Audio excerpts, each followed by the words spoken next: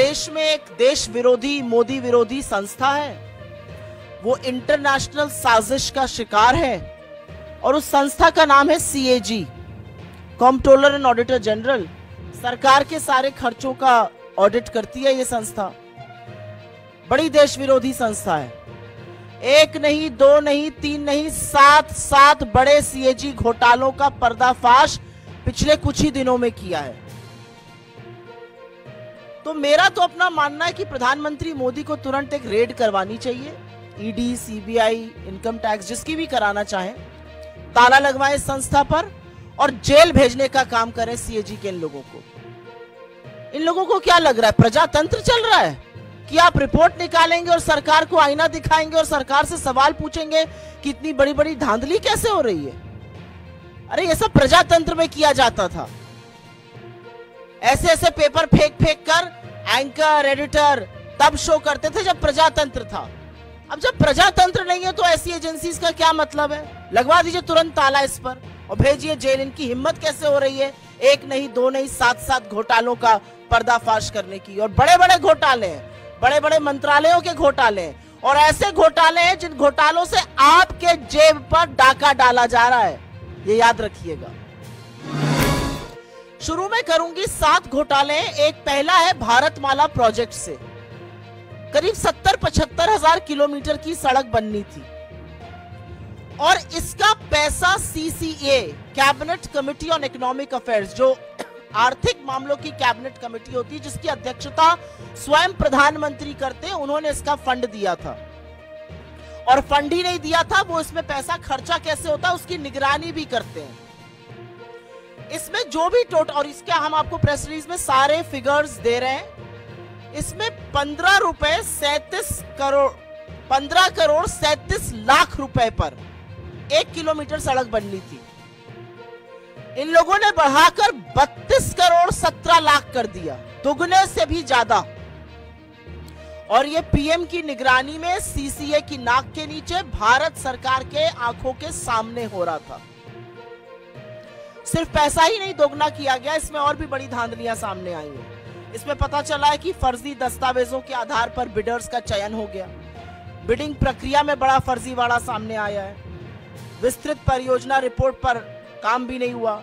Escrow account से करीब 3,500 करोड़ रुपए का हेरफेर हुआ। और सबसे बड़ी बात यह है कि इसके किसी भी जब रोड बनता है तो एक सेफ्टी कंसल्टेंट रखा जाता है कि आपके और हमारे जैसे लोग जो इस देश के नागरिक हैं जब सड़क पे चलें तो सुरक्षित रहें। सरकार ने यह भी जरूरी नहीं समझा। भारतमाला के कितने ही हिस्सों में एक भी सेफ्टी कंसल्टेंट नहीं है।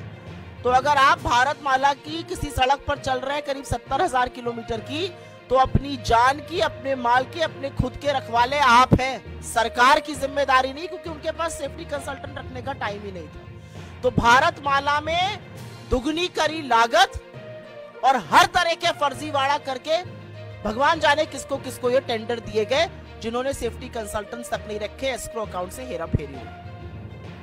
फिर यही द्वारका एक्सप्रेसवे में स्वीकृत लागत जो थी वो करीब 18 करोड़ प्रति किलोमीटर थी। सरकार का कहना है बहुत बढ़िया बना है द्वारका एक्सप्रेसवे। अच्छी बात है, बनना अच्छा भी चाहिए। उसकी कीमत 250 करोड़ प्रति किलोमीटर हो गई। कहां 18 करोड़ प्रति किलोमीटर स्वीकृत और कहां 250 करोड़ प्रति किलोमीटर। और आप ये सोचिए कि 2 किलोमीटर बनाने में 500 करोड़ खर्चा हो गए और उस 500 करोड़ में मंगलयान पहुंच गया। यह सरकार की असलियत है। मंत्रालय ने एक एक्सप्लेनेशन इशू किया, वो सवाल और उजागर करता है। क्या बन गया भाई ऐसा? कौन सा ऐसा विश्व का 8वां नवा अजूबा बना जिसकी कीमत 18 करोड़ से बढ़कर 250 करोड़ प्रति किलोमीटर हो गई? अब ऐसा हाईवे बना हुआ जिसमें आप चेहरा देख सकते होंगे, अन्यथा तो इतना कीमत बढ़ना बड़ा मुश्किल का काम है। महंगाई की वजह से इतनी कीमत बढ़ नहीं सकती है, क्योंकि एस्केलेशन कॉस्ट उसमें होती है। तो ये कमीशन खोरी है, किसने पैसा खाया इसमें? तीसरी, टोल में लूट। आप सब लोग तो खूब टोल देते होंगे आते जाते वक्त। अगर दिल्ली से मुंबई आज जाना हो तो 6,000 रुपए का तो आप टोल ही दे दीजिएगा सड़कों पर। और मजाक नहीं कर रही हूं, जाकर देखिएगा 6,000 रुपए का टोल दिल्ली से मुंबई अगर आपको दूरी नापनी है सड़क से। NHAI का रूल है कि अगर टोल के पास या टोल वाली जो सड़क है उस पर कंस्ट्रक्शन होता है तो टोल की कॉस्ट 75% कम होगी। ऐसा नहीं किया गया। मात्र 5 टोल बूथों का, मात्र 5 टोल प्लाजा का CAG ने एक रैंडम ऑडिट किया और उसमें पता चला कि करीब करीब 132 करोड़ रुपए अवैध वसूल लिए गए लोगों से। ये मात्र 5 टोल प्लाजाओं की बात कर रही हूं। अगर पूरे देश के टोल प्लाजाओं का ऑडिट हो जाए तो सोचिएगा कितना लाखों करोड़ों का गबन हुआ है। और सड़क पे कौन चल रहा है? सड़क पे धन्ना सेठ चल रहे हैं या आप जैसे और हमारे जैसे मध्यम वर्ग, निम्न मध्यम वर्ग, गरीब लोग चल रहे हैं बसों से, गाड़ियों से, और वो सारा कॉस्ट निकालता है। तो 132 करोड़ तो टोल में लूटे और एक और ऑडिट में पता चला है कि करीब 135 करोड़ NHAI ने राजस्व का नुकसान किया। एक कंसेशन अग्रीमेंट होता है वो कर करके। आयुष्मान भारत पूरे वक्त लोकसभा में यही सुनाई दे रहा था, हर जगह प्रधानमंत्री इसकी बात करते हैं। ये तो घोटालों का योजना निकली। आयुष्मान भारत में 7.5 करोड़ लोगों का, 7.5 लाख लोगों का, एक नंबर से रजिस्ट्रेशन हुआ है। आप किसी भी आधार सेंटर जाइए, किसी भी आयुष्मान सेंटर जाइए, वो सबसे पहले आपसे आपका फोन नंबर पूछते हैं। एक नंबर से 7.5 लाख लोगों का रजिस्ट्रेशन। और यही नहीं, आयुष्मान भारत के तहत 88,760, मोटा मोटा 88,000 मान लीजिए, उन रोगियों का भुगतान हुआ है जिनकी मृत्यु हो चुकी थी। मृत लोगों का इलाज दिखाकर क्लेम क्या भुगतान हुआ है। अब ये किसके पास गया है ये नहीं पता, लेकिन लाभार्थी के खाते में तो ये बिल्कुल नहीं गया। 88,000 मृत लोगों के फ्रेश इलाज का क्लेम दिखाकर उस पर धांधली हुई है। और जैसा कि मैंने आपको बताया, 7.5 लाख लाभार्थी एक नंबर से जुड़े हैं। इनफैक्ट अगर आगे डेटा देखिए तो करीब करीब 1 करोड़ 24 लाख जो हैं वो मात्र कुछ फोन नंबर से जुड़े हुए हैं। भगवान की बात ना हो ऐसा कैसे हो सकता है? और वो राम जो सबके आराध्य है। अयोध्या में एक भव्य राम मंदिर बन रहा है। जमीन में जितनी दलाली भारतीय जनता पार्टी के नेता, SDM, कानूनगो सब मिलकर कर सकते थे, बड़े बड़े नेता, ट्रस्ट के लोग, वो तो खूब हुई। वो आप लोगों ने देखा और सरकार की बेशर्मी कह लीजिए या थेथराई कह लीजिए, एक शब्द उस पर बोला नहीं गया। अब पता चल रहा है कि अयोध्या डेवलपमेंट प्रोजेक्ट में भी खूब धांधली हो रही है। और धांधली ऐसी वैसी नहीं हो रही है। पैसा जो जनता का है वो जा रहा है ठेकेदारों के गल्ले में, अनुचित लाभ पहुंचाया जा रहा है। ऐसे ऐसे ठेकेदारों को GST का भुगतान हो रहा है जिनका रजिस्ट्रेशन कैंसिल हो चुका है। सिंचाई विभाग ने तो ऐसे लोगों को ठेका दे दिया जो अयोग्य थे। जो कार्यान्वयन एजेंसी है उत्तर प्रदेश राजकीय निर्माण निगम, उन्होंने परफॉर्मेंस गारंटी का एक पैसा होता है जो ठेकेदारों से जमा कराना होता है, वो तक जमा नहीं कराया। तो ये तो भगवान के नाम पर लूट मची हुई। पहले जमीन की धांधली में सस्ते में जमीन लेकर महंगे महंगे दामों में ट्रस्ट को बेचकर खूब पैसा कमाया इन तथाकथित राम भक्तों ने। हमारे आराध्य को, हमारे ईश्वर को भी नहीं छोड़ा। और अब उसी अयोध्या डेवलपमेंट प्रोजेक्ट में बड़ा घोटाला सामने आ रहा है कि करीब करीब 20 करोड़ रुपए तो ऐसे ठेकेदारों के गल्ले में गए जो अयोग्य थे। रजिस्ट्रेशन कैंसिल, GST का भुगतान आ रहा है। ग्रामीण विकास मंत्रालय, रूरल डेवलपमेंट मिनिस्ट्री, ये छठा घोटाला सामने आया है। क्या कहता है ये घोटाला? इसमें पेंशन का एक प्रयोजन होता है। वो पेंशन किसको जाती है? वो पेंशन जाती है वृद्धा पेंशन, विधवा पेंशन और विकलांग पेंशन। हर गांव में अगर आप आज की तारीख में चले जाइए तो आपको 10 लोग ऐसे मिल जाएंगे, वृद्धा, विकलांग, वृद्ध मिलाकर, जो कहेंगे हमारी पेंशन नहीं आ रही है। किसी भी जगह चले जाइए वो कहेंगे हमारी पेंशन नहीं आ रही है। फिर हम उनको दिलासा देते हैं कि हम कुछ करते हैं, फिर हम DM को चिट्ठी लिखते हैं, फिर DM कहता है कि नहीं ऐसा आवंटित फंड कम हो गया है, क्या किया जाए। ऐसा तमाम जगह होता है, एटलीस्ट जहां जहां मैं जाती हूं वहां जरूर होता है। अब पता चल रहा है ऐसा क्यों हो रहा है, क्योंकि जो वृद्धा पेंशन, विकलांग पेंशन, विधवा पेंशन का पैसा है वो सरकार दूसरी योजनाओं के प्रचार प्रसार में खर्च कर रही है।